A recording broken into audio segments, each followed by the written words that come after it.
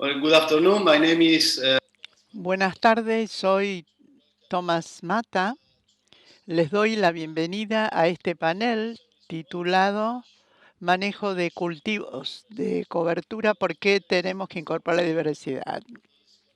Nos va a hacer la presentación Steve Grove desde Pensilvania, Estados Unidos. Van a poder enviar preguntas en la parte derecha de la pantalla sobre esta presentación. Les podrán enviar las preguntas a Steve, se las vamos a formular al final del panel. Obviamente se puede escribir en español o en el idioma que deseen, que se va a ser traducido al inglés o al español. Les voy a presentar a Steve y después le paso la palabra a él para ver qué tiene para contarnos de los cultivos de servicio. Steve Grove y su familia tienen un campo de 215 acres, tiene plantaciones de zapallo y calabaza. Hace 25 años que tienen este campo y también tomate. El cultivo de cobertura que tienen es el nabón. Él tiene un programa de capacitación para productores donde les habla sobre estos temas de los cultivos de cobertura y es consultor también agrícola. Tiene un programa que se titula Cambiando la mentalidad en un mundo que cambia. Steve, gracias por estar con nosotros. Será un placer escucharte. Te paso la palabra y nos reencontramos al final con algunas preguntas. Muchas gracias. Me alegra estar con ustedes y realmente estoy contento de poder compartir algunas de las cosas que yo vengo aprendiendo a través de los años, en particular el uso de más de una especie en los cultivos de cobertura. ¿Cuáles son los beneficios de la diversificación? Voy a compartir con ustedes hoy justamente estos conceptos. Estuve en Argentina y en Uruguay el pasado noviembre. Cuando llegué al aeropuerto de Buenos Aires,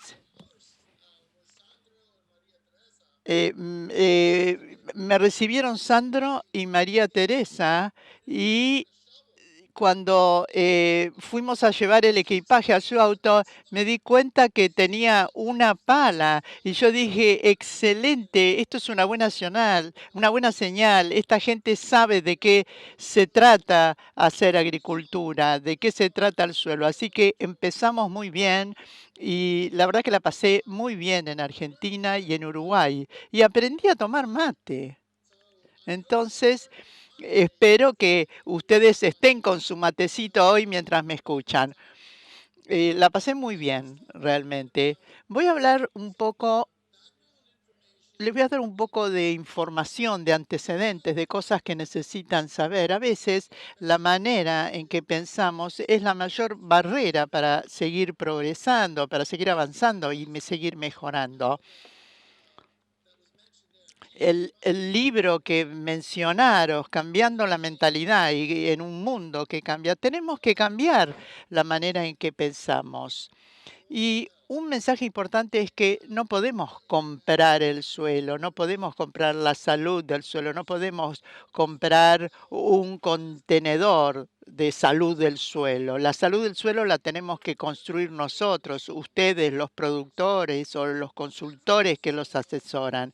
Así es como se logra la salud del suelo. Pueden comprar productos, pueden comprar semillas de cultivos de colectivo, pueden practicar la siembra directa. Todo eso es parte de ser un mejor productor para poder lograr la salud del suelo. O sea, depende de ustedes y del manejo que ustedes hagan.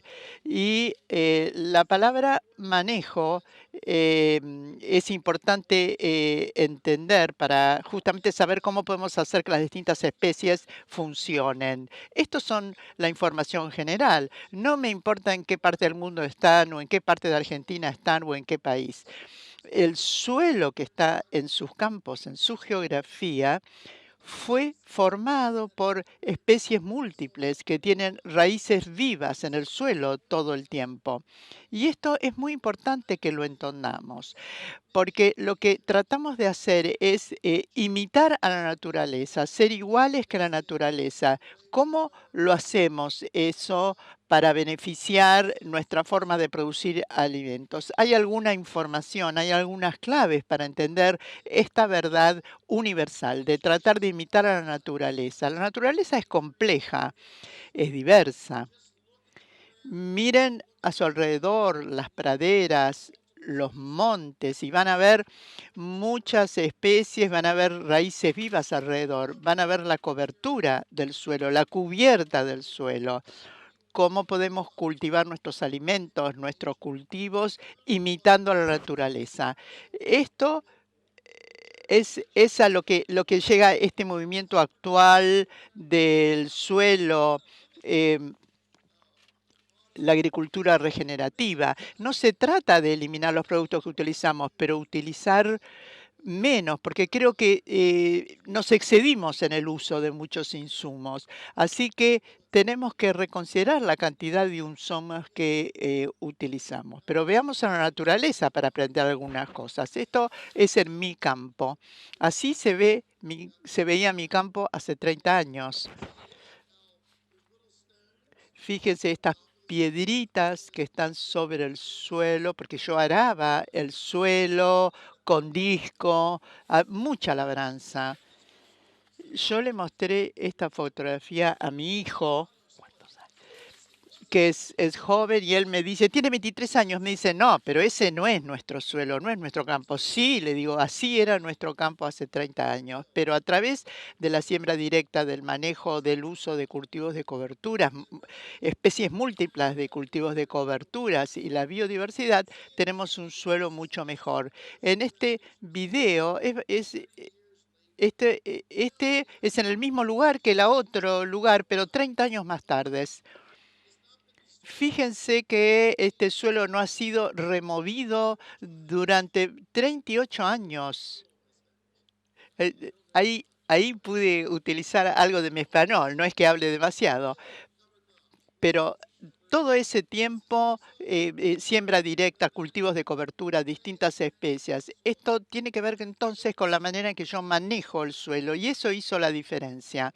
Esta es una imagen de cómo se ven mis campos. Acá tengo especies múltiples de cultivos de cobertura. Tengo vicia villosa y otros más. Y luego de este cultivo de cobertura plantamos bajo siembra directa maíz.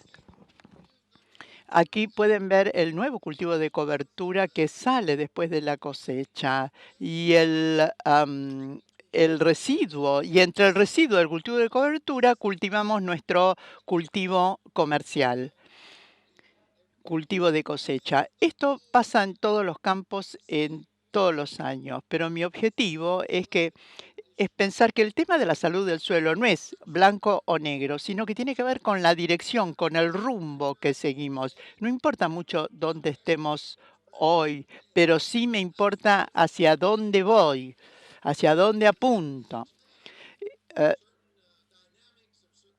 Cada uno de nosotros tenemos dinámicas y algunas barreras, obstáculos que lo tenemos en la cabeza y a veces no es tan fácil cambiar de idea, pero somos educados, tenemos que tener la mente abierta.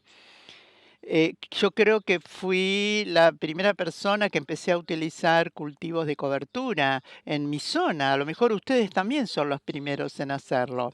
¿Qué cambios podemos esperar? Uno de los principales cambios es el de la materia orgánica. La mayoría de los suelos en todo el mundo que han sido labrados durante más de 100 años perdieron materia orgánica. Sabemos que la materia orgánica es algo bueno. ¿Cómo aumentamos la materia orgánica? ¿Menos labranza o cero labranza? Cultivos de coberturas, algo que vive en el suelo, o sea, la diversidad. Esas son las cosas que contribuyen a generar y mejorar la materia orgánica. Son recursos muy valiosos. ¿Y cómo ocurre? A través del manejo, la manera en que manejamos nuestro campo, nuestra tierra. Para mí esto es un importante concepto que tenemos que entender antes de empezar a afinar algunos detalles específicos. Aquí tenemos una imagen de mi campo. A la izquierda, de hace 30 años, cuando empecé, tenía algunos cultivos de cobertura y algunos cultivos comerciales, pero un solo cultivo de cobertura. Ahora, 27 años más tarde, tengo más especies en todo, en los cultivos comerciales como en los cultivos de cobertura. Pero el punto es, ¿cuánto podemos diversificar? ¿Cuántos cultivos de cobertura podemos usar y cuántos cultivos comerciales? No se trata de hacer un concurso a ver quién tiene más cultivos de cobertura, pero tiene que ver con la diversidad. Y les voy a dar un desafío cuando finalice para que les permita a ustedes aumentar la diversidad en su campo.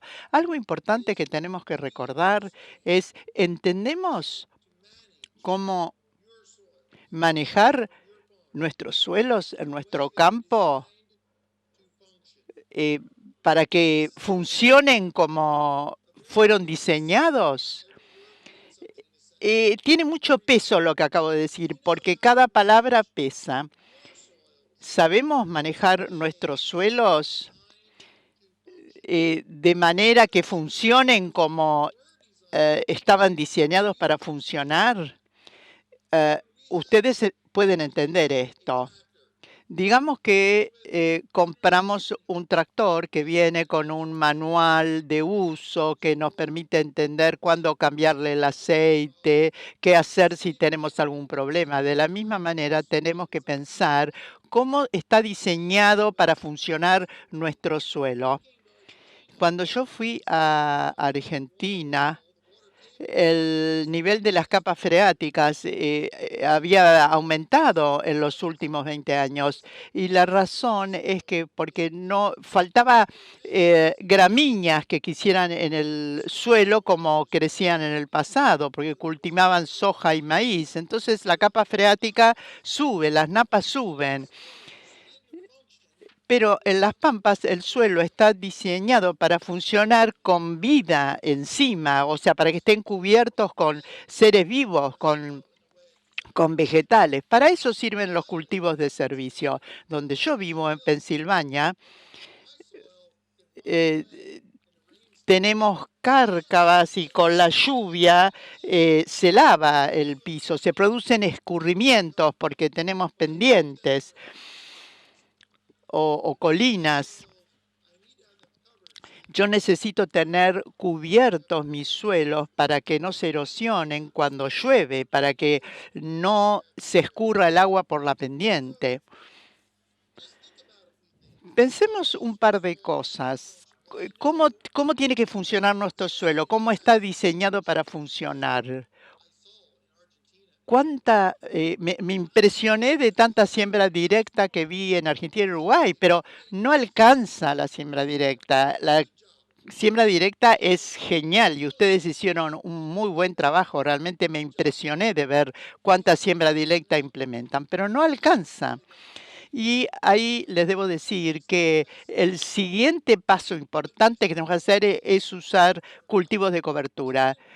Pero no solo una especie. Está bien utilizar una especie, sería una mejora, pero tenemos que utilizar especies múltiples para poder lograr la salud en el suelo, porque lo que estamos haciendo es que nuestro suelo funcione como estaba diseñado para funcionar. Miren la naturaleza. Una vez que entendemos este concepto y sabemos cómo manejarlo, vamos a poder reducir nuestros insumos como fertilizantes o pesticidas. No digo eliminarlos porque son la única herramienta, pero tenemos que utilizar el fertilizante que necesitamos, el pesticida que necesitamos. Son herramientas que podemos utilizar. La tecnología está mejorando, cada vez es mejor la tecnología, es más segura, o sea, está bien, pero también como productor, yo soy productor, ustedes son productores, si podemos ahorrar dinero haciendo un buen manejo de nuestros campos, de nuestros suelos, para que funcionen como estaban diseñados originalmente para funcionar. Vamos a ser productores más rentables y eso es algo con lo que tenemos que trabajar siempre. La agricultura no es un negocio lucrativo, no es que nos hacemos ricos siendo productores. Por supuesto que nosotros queremos generar dinero con nuestra actividad agrícola, pero nosotros año tras año tenemos que ganar lo suficiente para pagar nuestros gastos. Este es el resultado final que vamos a lograr si entendemos bien cómo funciona el suelo y qué tenemos que darle para que funcione como estaba diseñado. Tenemos que trabajar en conjunto con la naturaleza y esto es fundamental justamente para promover el uso de cultivos de cobertura múltiples. En todo el mundo los productores agrícolas son iguales en algunos aspectos. En los últimos 50 o 60 años nos enseñaron a controlar la naturaleza, nos enseñaron a controlarla con herramientas y nuestra mentalidad es, a ver, ¿qué extermino hoy? ¿Qué aniquilo hoy? ¿Una enfermedad? ¿Qué combato? ¿Un insecto?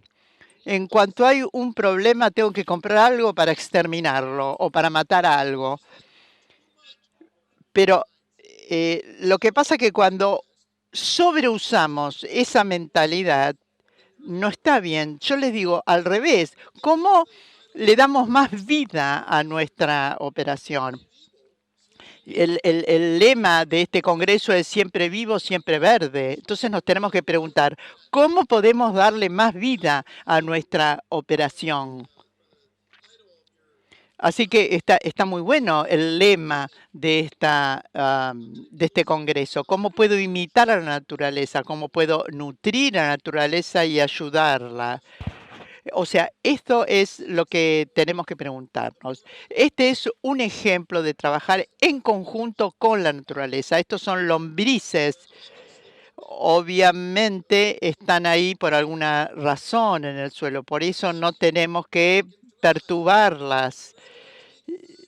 Pero estamos contentos cuando vemos lombrices, pero a las lombrices hay que alimentarlas, necesitan alimentos, son parte de la cadena biológica del suelo. O sea que tenemos que darle alimentos a todo lo que vive en el suelo, dándoles cultivos de cobertura, sol, y de esta manera las lombrices van a trabajar mejor. También las aves y otros animales e insectos que no veamos a simple vista. Todo esto nos va a ayudar si sabemos cómo manejarlo. Otro punto importante, forma de pensar. Traten a los cultivos de cobertura como tratan a sus cultivos comerciales. ¿Y qué quiero decir con esto? Dedicamos mucho tiempo, invertimos mucho dinero y muchas tareas de gestión para lograr un buen cultivo comercial, un buen maíz, una buena soja. Y hay que pensar de la misma manera para los cultivos de cobertura. Si pensamos de este modo, vamos a ser mejores productores, vamos a maximizar los costos y los beneficios de los cultivos de cobertura. Muchas veces me pregunto esto. ¿Los cultivos de cobertura nos reportan algún beneficio económico? ¿Son factibles desde el punto de vista económico? ¿Puedo pagar por el costo de las semillas, de la siembra? Y la respuesta es sí. Son rentables si gestionamos todo esto correctamente. La rentabilidad o la ganancia está en la gestión. En los cultivos comerciales, la ganancia está en la gestión.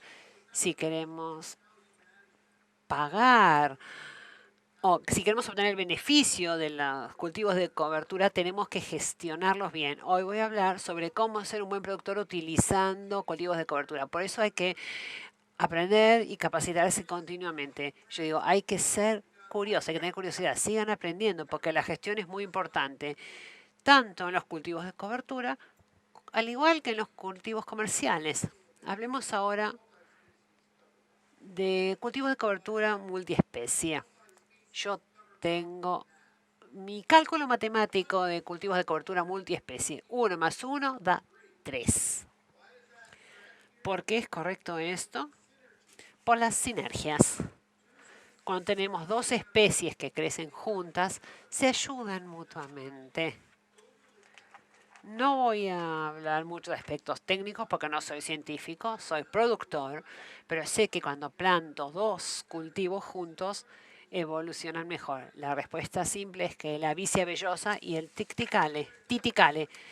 La vicia vellosa aporta nitrógeno al titicale y el titicale aporta un lugar, un lugar sobre el cual puede crecer la vicia vellosa.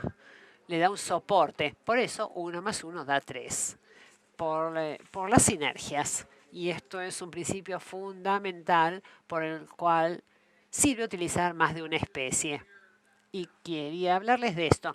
Quizás ahora se pregunten, ¿dónde empiezo? O hace un par de años que hago esto, ¿cómo puedo mejorar? Mi primera pregunta sería la siguiente, o la pregunta que ustedes tienen que responder es, ¿qué es lo que están tratando de lograr? ¿Cuál es su objetivo con un cultivo de cobertura multiespecie? Y hay muchas cosas a tener en cuenta. Les voy a mencionar algunos aspectos a considerar. Arriba tenemos lo siguiente. Quizás quieran producir nitrógeno para cultivar maíz.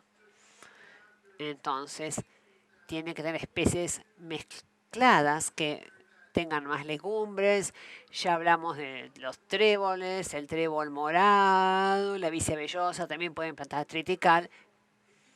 Si quieren mantener el nitrógeno, conservar el nitrógeno para que no se escurra con el agua por lixiviado ni por escurrimiento, quizás haya que plantar pasturas o brásicas, como radicho, para mantener, como nabón, perdón. Si quieren aumentar la materia orgánica, si ese es su objetivo, quizás tengan que plantar más gramíneas. Quizás quieran tratar de atraer los insectos beneficiosos. Entonces, a veces hay cultivos de cobertura que tienen flores que atraen estos insectos beneficiosos. Otro muy conocido es el trigo sarraceno, que aporta fósforo. Si tiene un bajo nivel de fósforo, aportar o agregar trigo sarraceno a este cultivo de cobertura multiespecie nos va a ayudar. No importa qué planten, van a despertar a la biología, van a tener más microbios, más lombrices, y esto les va a ayudar. Es importante definir o contestar esta primera pregunta, ¿qué tratamos de lograr? Y ahora vamos a ver un ejemplo de, bueno, aquí tenemos unas de lo que pasó, lo que yo hice en mi establecimiento. Son fotos tomadas de mi establecimiento en Pensilvania, Estados Unidos, y yo estoy 3 horas y media al sur de la ciudad de Nueva York y 3 horas al norte de Washington, para darles una idea dónde está mi establecimiento. Tenemos una buena temperatura en invierno. En invierno la temperatura baja a menos 17 Celsius, que quizás sea muy baja para algunos de ustedes, pero quizás no para otros.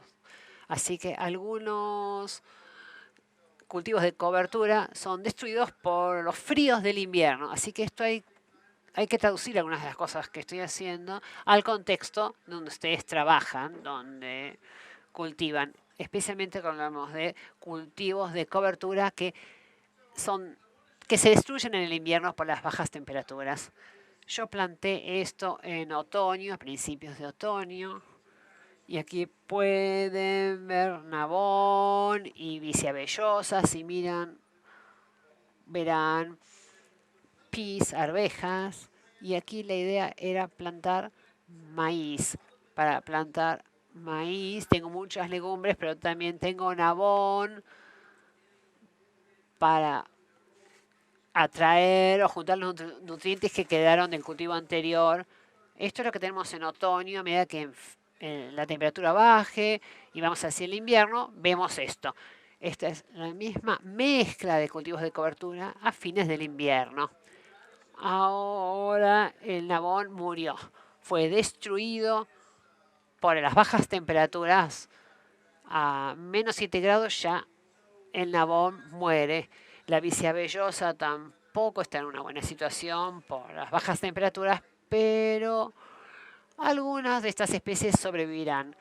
El suelo todavía está cubierto y esto es importante. Yo no quiero ver la tierra, no quiero que se vea la tierra.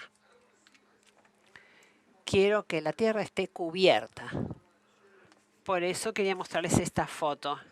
Y después, cuando llega la primavera, estamos listos para sembrar.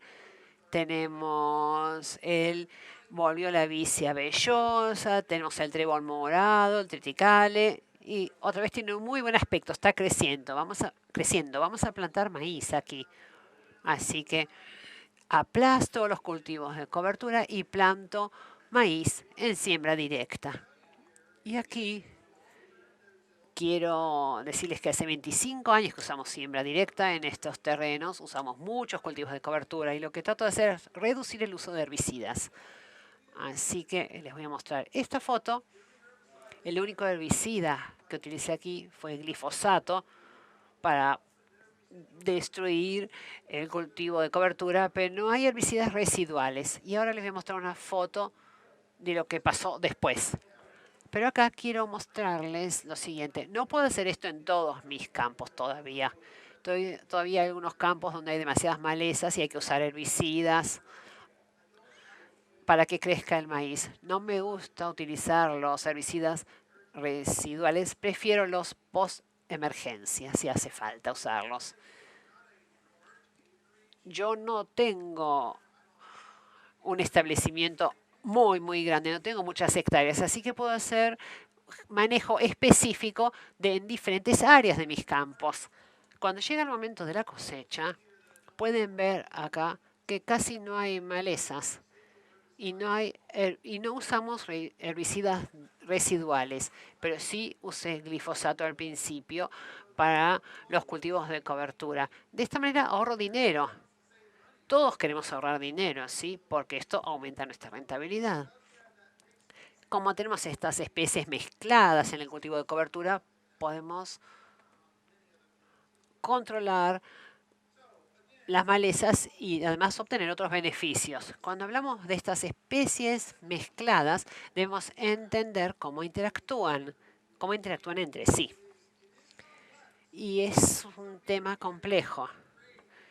Y algunas personas se asustan porque no entienden bien esto. Es como andar en bicicleta. No podemos aprender a andar en bicicleta leyendo el manual. Hay que subirse y andar. Lo que les sugiero es que traten de utilizar cultivos de cobertura mixtos. Fíjense qué les sirve en su zona, qué están haciendo sus vecinos. Cuando vayan a una jornada de campo, fíjense qué es lo que hacen los demás. Porque nunca llega el momento en que obtenemos la receta correcta, perfecta. No funcionan las cosas así en los cultivos de cobertura. Hace mucho tiempo que estoy haciendo esto y los que están haciendo cultivo de cobertura durante mucho tiempo saben que es un trayecto, un recorrido. Aprendemos todos los años, hacemos un pequeño cambio, vamos mejorando un poquito. Pero hay que empezar y hay algunos objetivos. Hay que saber qué queremos hacer y después hay que empezar a pensar qué mezcla de cultivos podemos utilizar, cultivos de cobertura. Y a veces, por algún motivo, una especie quizás no esté disponible y tendrán que buscar otra especie similar, tendrán que hacer un cambio. A veces las personas dicen, bueno, me gusta este concepto de especies mixtas, pero ¿no es más costoso por hectárea? No tiene que ser más caro necesariamente. Lo que hemos visto es que la matemática de los cultivos de cobertura, ¿se acuerdan? 1 más 1 es 3. las matemáticas de los cultivos de cobertura funcionan con la densidad de siembra.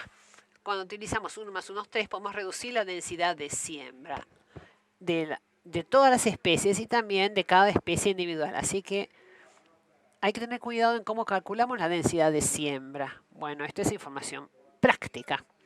Si tenemos una especie muy agresiva, yo diría que en otoño el nabón es muy agresivo, crece rápidamente.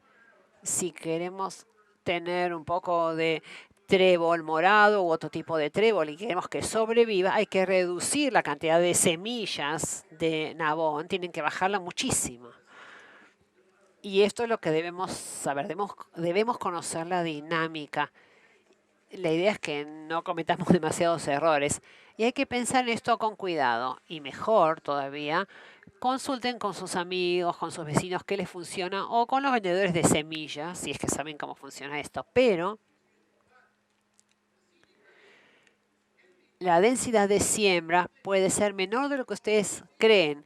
Ahora, el costo de las semillas sube y baja de año en año, así que hay que ir verificando cuál es el precio del trébol morado, quizás haya subido. Entonces, quizás les convenga cambiar y buscar o ir por la visa vellosa. Ok, es una cuestión de manejo, de gestión. Hay que poner por escrito todo esto, ver cuáles son los costos y calcular. Otro tema que preocupa a los productores es que si mezclan semillas, se van a separar. Las semillas más livianas van a quedar arriba y cuando terminamos de sembrar la densidad o la proporción sea diferente. La respuesta es cuanto más especies mezclen, menor será la separación. Obviamente, si tienen una arveja, que es una semilla redonda, y un nabón, que es una semilla redonda, pero más pequeña, eso no va a funcionar muy bien. Pero si agregan triticale o algún otro cultivo, las semillas no se van a separar. Estos son trucos simples que pueden utilizar para ir calculando, pero la separación de semillas no es un problema si el mix de semillas es el correcto. Quiero mostrarles algunas fotos de mi establecimiento. Fíjense aquí el terreno que es ondulado. Aquí tenemos trébol morado. Queremos plantar maíz, así que quiero reducir a la mitad el uso de nitrógeno. También reduje el uso de herbicidas porque tengo un cultivo de cobertura. Lo reduje un 25% el uso de pesticidas. Yo cultivo algunos productos para mis vecinos que tienen tambos. Entonces, cultivé lo que necesitaba mi vecino y se lo llevé a su silo. Y mi vecino, el tambero, me dijo que mi producto le gustaba más a las vacas que su ensilaje. Y yo creo que esto se debe a los cultivos de cobertura, por la diversidad, porque hay más materia orgánica, por todas estas cuestiones. Creo que esto es más sano. Tenemos cultivos más sanos, más saludables, con más nutrientes. No lo puedo demostrar, pero nos hace sentir bien esto que nos digan que les vendimos algo que les gusta a sus animales, a nuestros vecinos. Yo estuve en Argentina, como ya les dije, en noviembre del año pasado, y me encanta esta foto porque me encanta estar con los productores en el campo y aprender. Aquí ven el cultivo de cobertura, este es un establecimiento muy grande y fíjense que incluso están las generaciones más jóvenes presentes. Ese día la pasamos muy bien. Vimos o aprendimos sobre lo que se estaba haciendo en investigación en Argentina. Esto fue impresionante. Fíjense, hay un establecimiento de investigación que visitamos que estaba haciendo un experimento. Empezaron a utilizar cultivos de cobertura hace 5 años. Y es lo que ven a la izquierda en la foto. La noche anterior había llovido muchísimo y como pueden ver, donde había cultivo de cobertura, el agua ingresó a la tierra, pero ojalá hubieran estado allí, porque lo que vimos en el suelo es más dramático de lo que vemos en la foto. A veces hay que ver este tipo de cosas para creer. Ver para creer. Y como ustedes saben, la napa freática en muchas zonas es un tema que preocupa. Y la idea es que el agua no se vaya, no se escurra para que puedan crecer los cultivos comerciales. Queremos conservar el agua allí, mantenerlo en su lugar. Ahora uso esta foto en todas mis presentaciones en los Estados Unidos, Canadá, en todo el mundo. Me encanta esta foto porque vemos una enorme diferencia cuando se usa un cultivo de cobertura. También quiero mostrarles otros establecimientos que visité. Quizás ustedes conozcan a Sandro y a María Teresa, que sé que me están escuchando. Hola, pero esto es su establecimiento. Y realmente me impresionó lo que están haciendo en términos de investigación. Y les recomiendo a los productores y a los consultores y a los ingenieros agrónomos, ojalá todos hicieran esto, algo parecido. Las flechas rojas señalan orificios o pozos,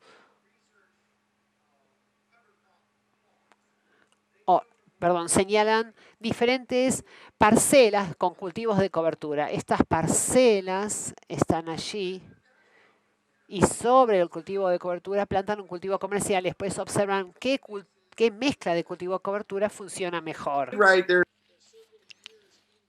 Y ya hace varios años que se hace esto, después se miden los rindes para saber cuáles son. Esto es un buen ejemplo de una investigación en campo que ayudan a entender cómo se puede manejar de la mejor manera posible el cultivo de cobertura. Pero les digo que un año no alcanza, hay que seguir ensayando varios años. Quizás si los resultados son uniformes después de 3 años, quizá esa sea la opción factible. A mí me gusta este tipo de ensayos. También con respecto a algunas de las tecnologías y los equipos que nos permiten mezclar los cultivos de cobertura, hacer las mezclas de los fertilizantes.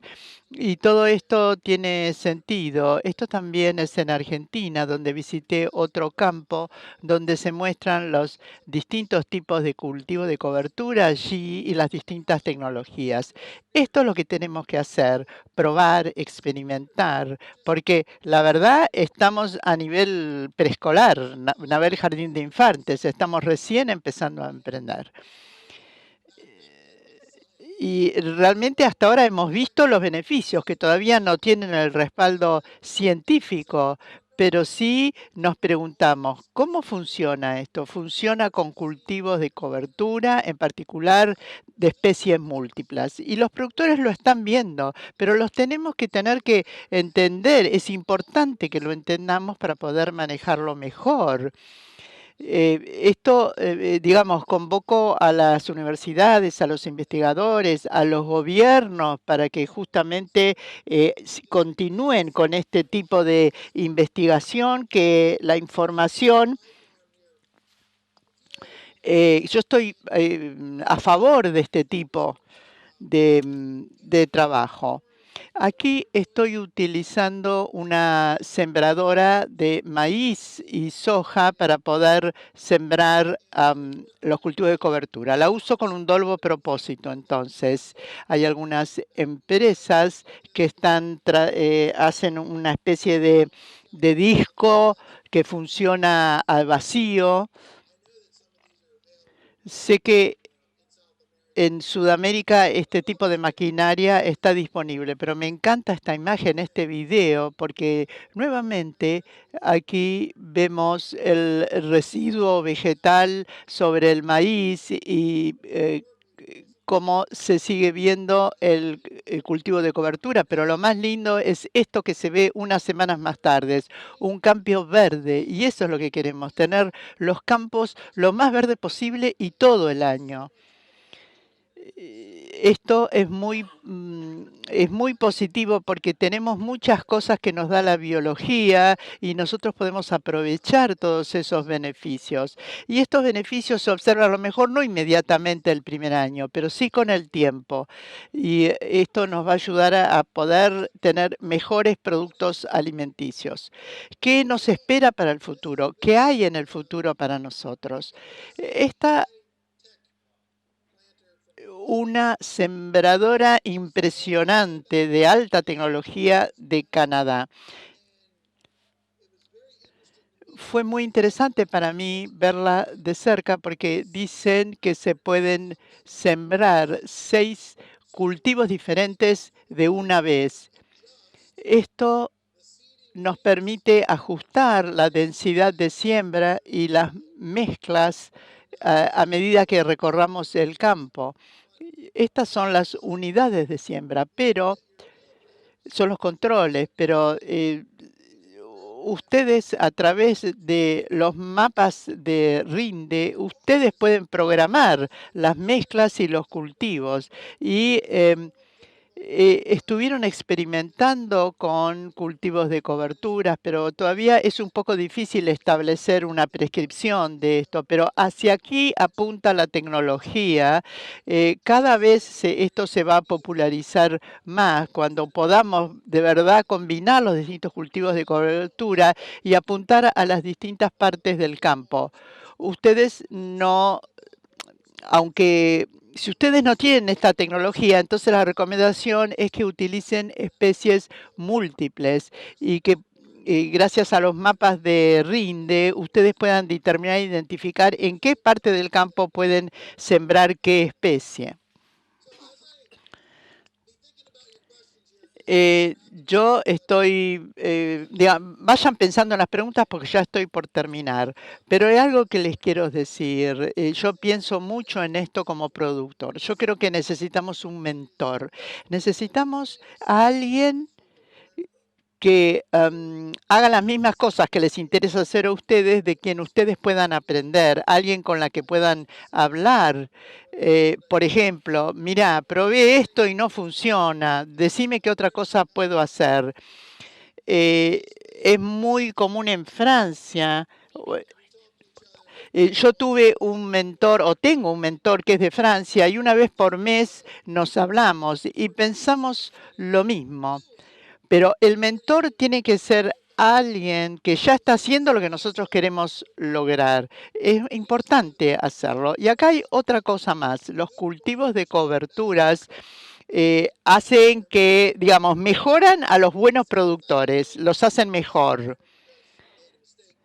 Y el mal productor lo hacen peor. Yo no estoy diciendo que porque no la peguen con el cultivo de cobertura o porque no los manejen bien son malos productores. No quiero decir esto, pero estas herramientas nos van a ayudar a ser mejores productores. Yo trabajo digamos, soy parte de la Alianza de Siembra Directa de Pensilvania, Pennsylvania No-Till Alliance. Y nosotros traemos al público, a la comunidad en general, que ven lo que nosotros hacemos para proteger los cultivos y para proteger el agua. Recuerden que les dije que les iba a hablar sobre un desafío que tengo que presentarles. Este es el desafío del 10% de cultivo de cobertura. Yo los desafío a que incorporen más un 10% más del cultivo de cobertura. A otros los desafío a que incorporen especies múltiples o más especies múltiples. No sé el nivel en que estén. Como ya les dije, no es tan importante en dónde están parados, sino hacia dónde van, qué rumbo siguen. Y quiero ser realista. Este es el desafío que les planteo. También quiero mencionar que acabo de publicar un libro que acaba de salir. El campo, The Future Proof Farm, es el campo a prueba de futuro. En el libro aparecen comentarios sobre Argentina. Y está basado en lo que estoy compartiendo acá con ustedes, pero también qué nos depara el futuro, cuáles son los beneficios y las oportunidades por practicar la agricultura de esta manera y para poder producir alimentos más nutritivos. En esta página tuvimos una linda charla y conversación en este campo. Me encantó, me encanta hacer esto y como me encantó hacerlo cuando estuve en Argentina y en Uruguay. Yo sé que es un poco costoso enviar copias, ejemplares individuales, pero en una de esas se juntan unos cuantos y pueden recibir varios libros, varios ejemplares. Muchas gracias por su atención hoy y bueno, a ver, Tomás, si tenés preguntas para hacerme y nuevamente, gracias por esta oportunidad. Steve, that was really good. Bueno, felicitaciones. Tenemos algunos minutos para algunas preguntas. Hay muchísimas preguntas. Voy a tratar de hacerte algunas. ¿Estás lista? Sí que estoy listo. Una de las preguntas es, ¿qué te parece la labranza aérea?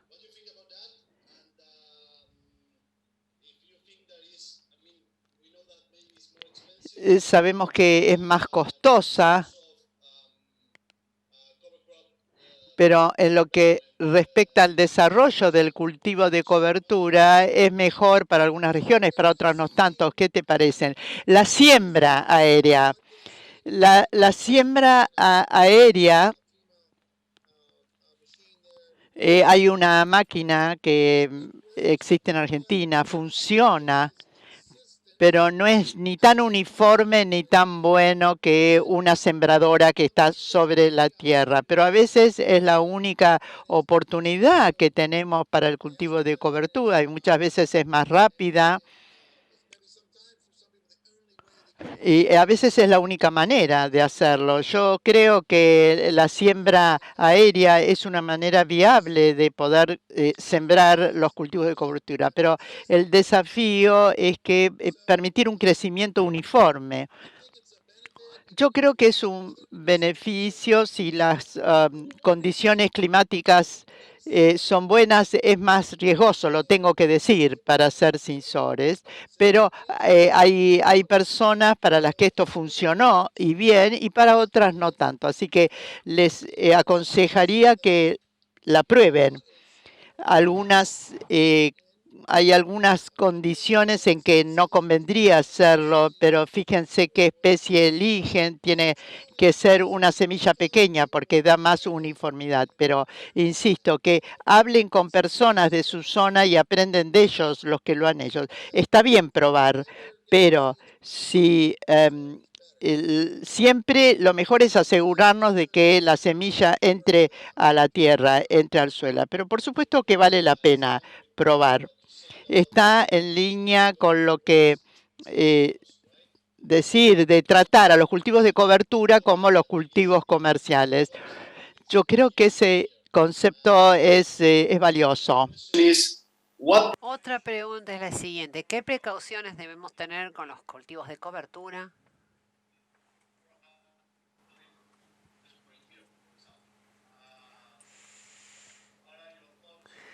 ¿Qué opina usted en las regiones donde hay menos disponibilidad de agua? ¿Cuáles son sus recomendaciones?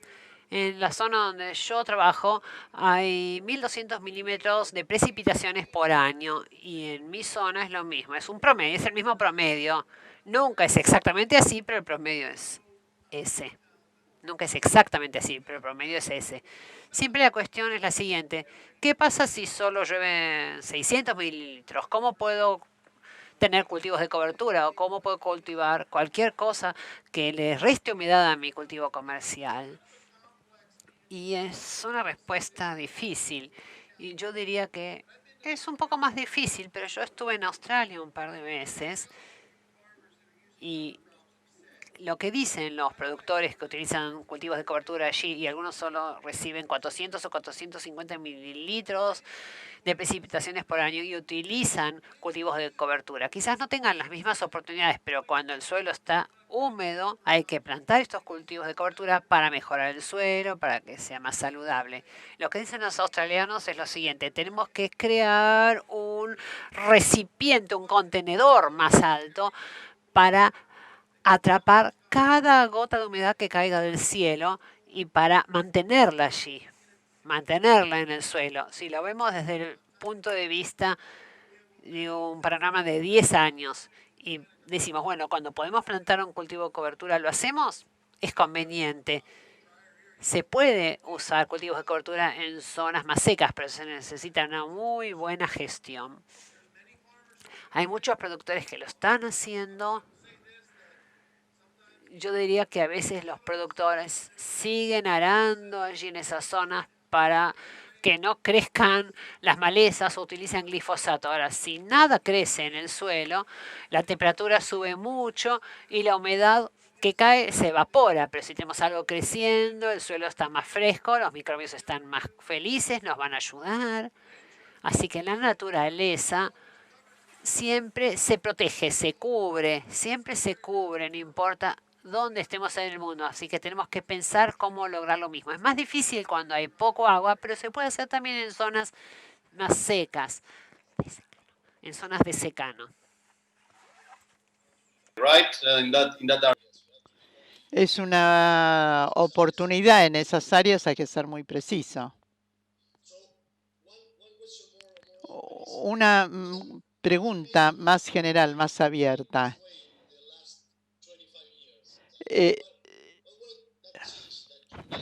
Este cambio que hiciste en el sistema de cultivo, ¿qué es lo que te hizo sentir? La razón por la que empecé en 1982 es porque teníamos erosión de los suelos por las lomas. Teníamos cárcavas y zanjas de 1 metro de profundidad. No podía sembrar el maíz porque la máquina no pasaba. Había zanjas. Y después empecé con la siembra directa y empecé a ver los beneficios de la siembra directa. Y después me pregunté, usaba cultivos de cobertura un poquitito, porque yo decía, bueno, si hago siembra directa, a lo mejor no necesito cultivos de cobertura.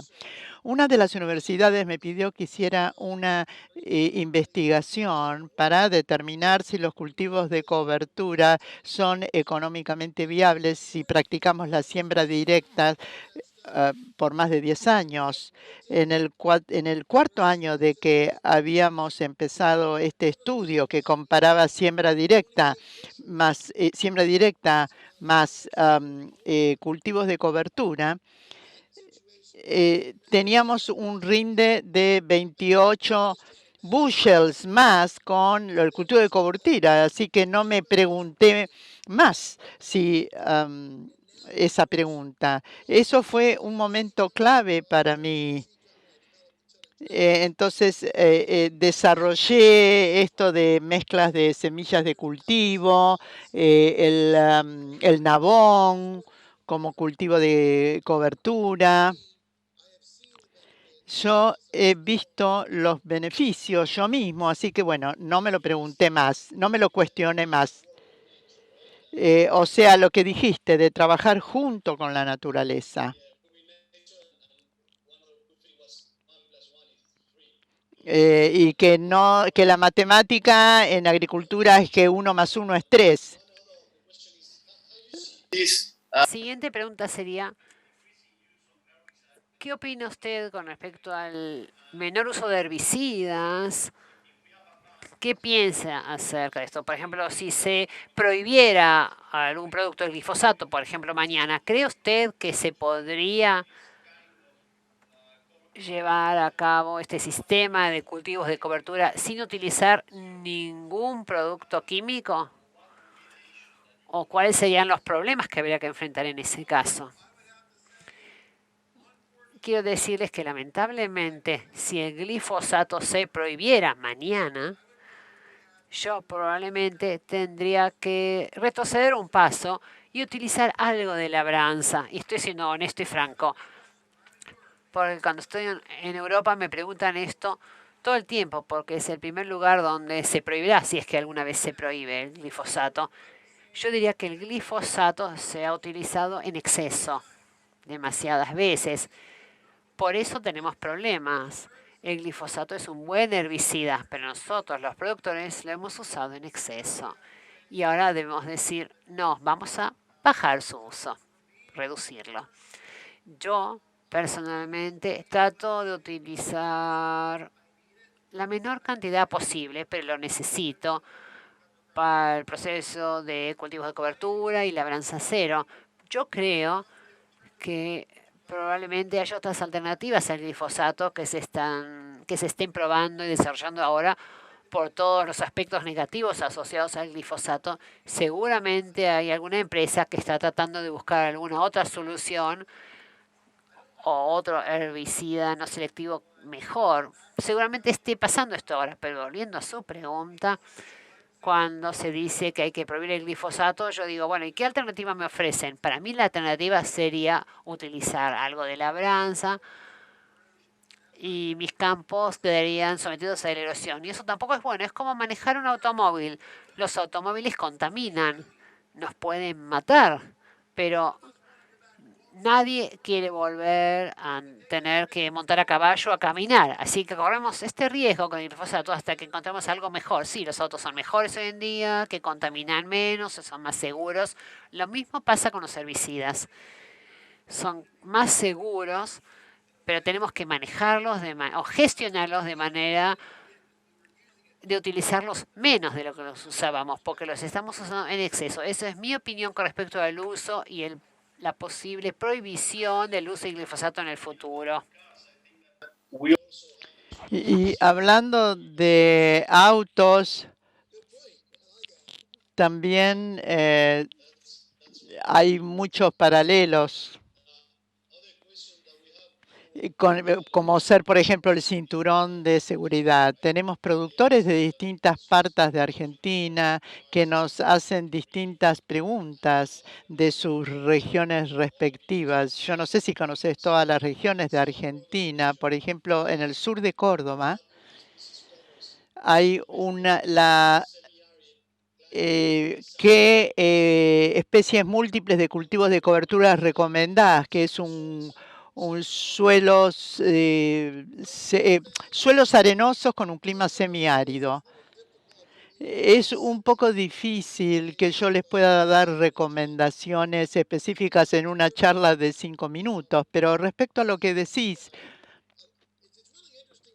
es interesante el tema de los cultivos de cobertura porque se trata más bien de entender los principios que la especie exacta. Todos quieren una receta, a ver cuál es el plan exacto. Y a mí se me pueden ocurrir algunas ideas de cuáles pueden ser las recomendadas, pero mi respuesta es, ¿qué funciona en tu área? ¿Qué suena en el sur de Córdoba? ¿Qué resulta en el sur de Córdoba?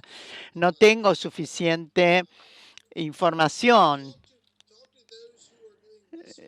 Habla con esos que están haciendo investigación, habla con otros productores, habla con los semilleros que te venden la semilla y escucharlos. Yo puedo hablar de Vicia Villosa, puede resultar, o a lo mejor es el lugar para el nabón, o algunas leguminosas a lo mejor no sobreviven el invierno, o centeno, triticale también podría ser, las arvejas sirven.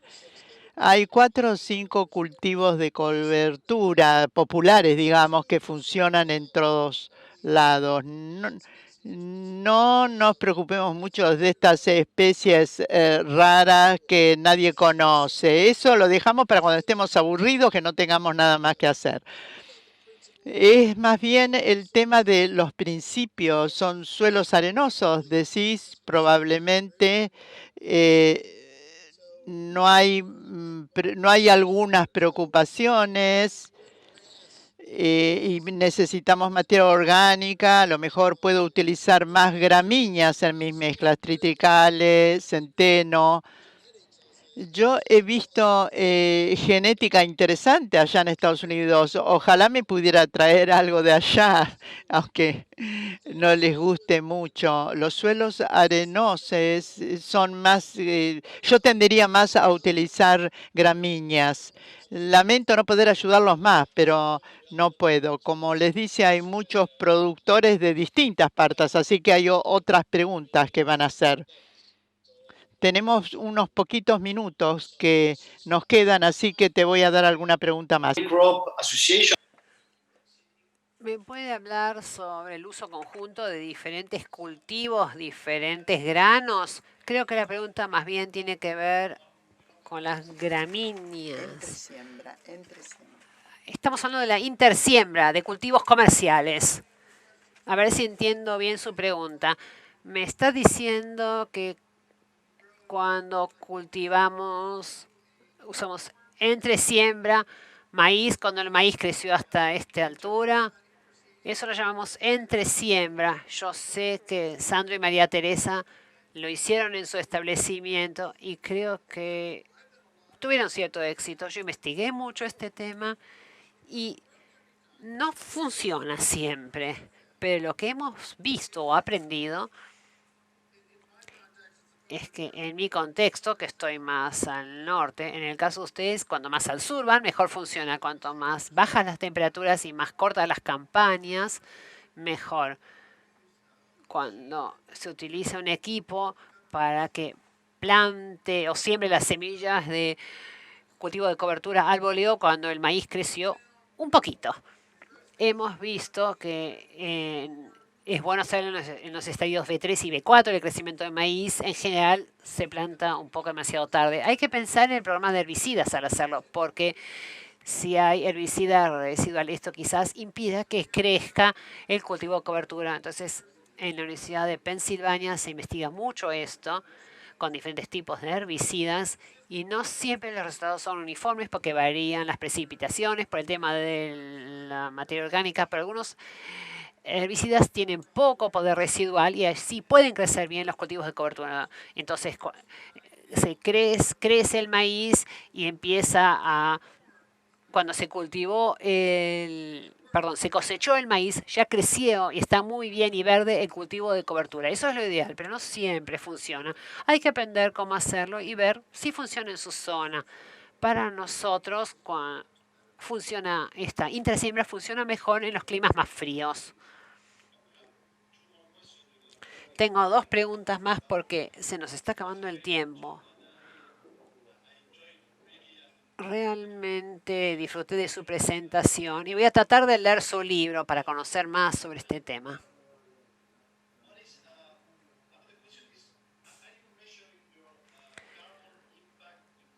¿Miden el impacto en términos de carbono con alguna herramienta en su establecimiento? ¿Están como para poder decir, bueno, mejoró el secuestro de carbono? ¿Lo están haciendo de alguna manera?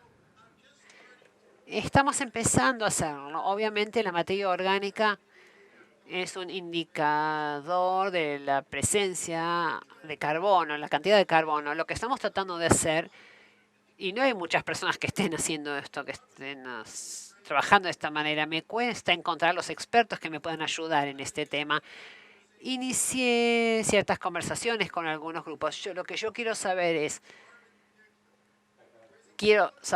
si mi establecimiento es neutral en términos de emisiones de carbono o si estamos cerca, porque quiero tener emisiones lo más bajas posibles para llegar a un punto de ser neutral o llegar a un punto negativo, es decir, secuestrar más carbono del que produzco. Si consideramos todos los insumos, la producción, etc., quizás ya esté en un punto de ser carbono neutral, pero no sé. Sé que se están desarrollando softwares para donde se ponen o donde se incluyen todos los insumos, todo lo que estamos haciendo, para después saber cómo estamos en términos de carbono. Respondiendo a su pregunta, estamos viendo cómo hacerlo.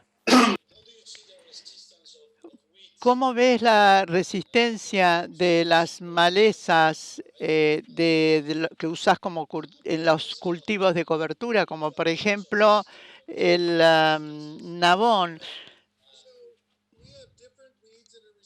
Hay varias malezas resistentes herbicidas acá, que esto empezó hace unos 20 años y hemos podido manejarnos utilizando cultivos de coberturas. Esto ayuda también. Cuando estuve en Argentina, vi algunos lotes sin cultivos de cobertura en donde las malezas estaban altas y el glifosato no hizo mucho. Y cuando había cultivos de cobertura casi no había malezas. Esto veo lo mismo. Acá tenemos el Amaranthus palmeris, hierba de caballo, como lo quiera llamar, la coniza. Es decir, no hemos tenido un problema demasiado importante, por lo menos en mi campo. En los campos en donde cultivan solamente soja y maíz, ellos tienen problemas. Cuando uno cambia el cultivo de cobertura y pone un grano fino como cebada o trigo, eso puede llegar a ayudar, pero nosotros digamos, tenemos estos problemas porque estamos violando el principio de la naturaleza, no estamos poniendo demasiada biodiversidad y a lo mejor ponemos en exceso algún insumo. Los insumos, estos insumos son herramientas. Si le pones demasiado, la naturaleza ya va a manejar el asunto. Es decir, el consejo es tratar de poner más cultivos comerciales, más cultivos de cobertura, y esto nos va a dar una mejor capacidad para limitar, no eliminar eh, los efectos de las malezas resistentes a herbicidas. Muy bien, tenemos muchas felicitaciones por tus palabras y honestamente hay muchísimas palabras. Tenemos como para 2 horas más si se tuviera que preguntar todo. Muy bueno.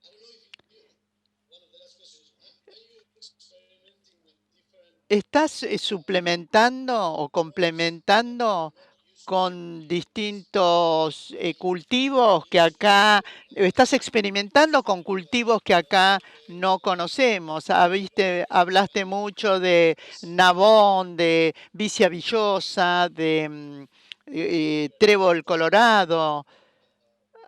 ¿Tenés algo nuevo? He cut out. No escuché todo porque hubo ciertos cortes en la transmisión, pero la pregunta fue si hay otros cultivos de cobertura. En los Estados Unidos, por ejemplo, en algunas regiones utilizan cáñamo. Empecé a cultivar cáñamo el año pasado, voy por el año 2. Para el CBD es un cultivo comercial para mí, así que no se utiliza aquí. Utilizo la Yarraluncia, que también es muy común. Pueden utilizar eso como cultivo de cobertura. Pero en cuanto al uso del cáñamo o el cáñamo industrial por la fibra, o por las semillas o por el aceite, eso se está difundiendo cada vez más, pero el precio realmente bajó mucho. El año pasado el precio era muy alto, este año bajó muchísimo. Así que estamos pensando y viendo qué pasa. Pero yo estoy cultivando cáñamo. De hecho, miro por la ventana y veo uno de mis campos de cáñamo está creciendo porque yo estoy en la mitad del verano, recuerden. Así que sí, sigo desarrollando esto, desarrollando mi propio sistema, mi propia marca. Hay nuevos cultivos. Uno de los más nuevos este año es la colza, aceite de colza, para producir aceite de colza. Algunos productores lo están haciendo, yo lo probé durante 3 años y anda bien, pero me gusta más como cultivo de cobertura en realidad. Así que hay que probar y bueno, los mercados también cambian y son una variable muy importante en toda esta ecuación. Así que hay que cultivar algo que nos permita obtener un retorno sobre nuestra inversión. Muy bien, Steve. Creo que la idea, el concepto es devolver más al suelo de lo que le sacamos, ¿no? Y esto es muy interesante y le agradezco por su tiempo, por participar de esta sesión y en este congreso. Como le dije, hay muchísimas preguntas. Pero bueno, vamos a tener que leer su libro y navegar un poco por internet para ver si encontramos las respuestas. Pero muchas gracias por su ayuda y por el tiempo que nos dedicó. Llegamos al final de esta sesión y le doy la palabra por si tiene algún comentario final. Y con eso terminaríamos esta sesión. Muchas gracias. Estamos aprendiendo juntos. Yo no tengo todas las respuestas, pero eso es lo que disfruto de cuando viajo. Me gusta trabajar en mi establecimiento, pero también me gusta mucho viajar porque, bueno, allí aprendo. Y mi consejo a los productores es que sigan siendo curiosos, que sigan aprendiendo. Y esto es lo que me entusiasma. La agricultura nunca es algo aburrido. El futuro será la agricultura regenerativa y estoy muy entusiasmado con respecto a ese futuro. No va a ser fácil, pero en esa dirección vamos. Entonces, los aliento a todos a seguir avanzando, a seguir capacitándose y sigan intentando, pero no prueben demasiadas cosas nuevas al mismo tiempo. Hay que tener cuidado porque a veces hay que probar de a poco para no cometer un error muy grande y aprender juntos es importante. Muchas gracias una vez más. Muchas gracias por darme la oportunidad de dirigirme a ustedes. Que tengan un muy buen día. Gracias Steve, gracias a todos por participar de esta sesión. Y una vez más, realmente fue muy interesante y muy bueno compartir con ustedes esta sesión. Adiós.